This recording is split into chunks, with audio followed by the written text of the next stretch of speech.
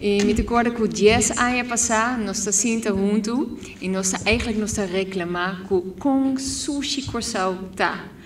Para eigenlijk in best die reclamar, nós sabemos, não, nós vai evitar todo o pueblo de corsal, nós vamos limpar corsal em dia. Bom, fast forward, 10 anos depois, nós limpia corsal 3,4 milhões quilos de sushi. E ora você pensa sempre met bem com o mesmo exemplo, ora você pensa riba um avião com Boeing 737. Dus imagine it. En agora aqui você pensa na 82 Boeing 737. Assim tanto sushi nós limpia foi nos isla.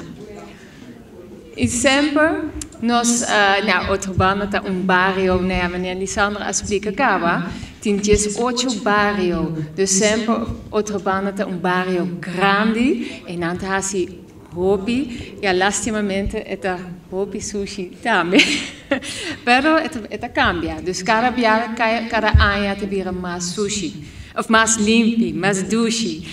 E, pero eigenlijk nós não quer limpar internos vida, dus nós temos ação de limpeza, mas coisa hobby importante ação de educação.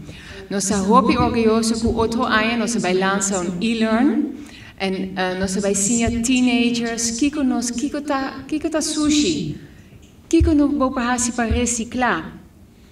E danke na educação, nós esperamos que nós sabemos com cambio nossa prensa que era pendente, passou bastante vai a invitação de par de semana, nós vai limpar, nós vai abrir recycle center na Corsal, dus que era pendente, e nós estamos bezig para o aqui que nós para abrir recycle center na outra banda.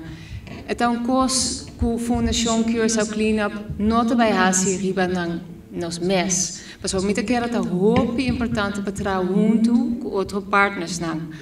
En zaken dat kosko, ja, dus para junto. En ja, Lisandra Marta está agora que tabiste e petje de outra diretiva para também tá membro de nossa diretiva de Curaçao Cleanup. Dus nós está junto com uma colega não. En nós lema de Curaçao Cleanup tá. If you want to go fast, go alone. But if you want to go far, go together. E met elkaar dat hoop importante. Nós todos assim junto riba em mesa, para junto nós vai fazer cambio na outra banda, para na maneira de bisa riba carte, para limpar. Even kijken, speaker. Limpie, cuide, estime.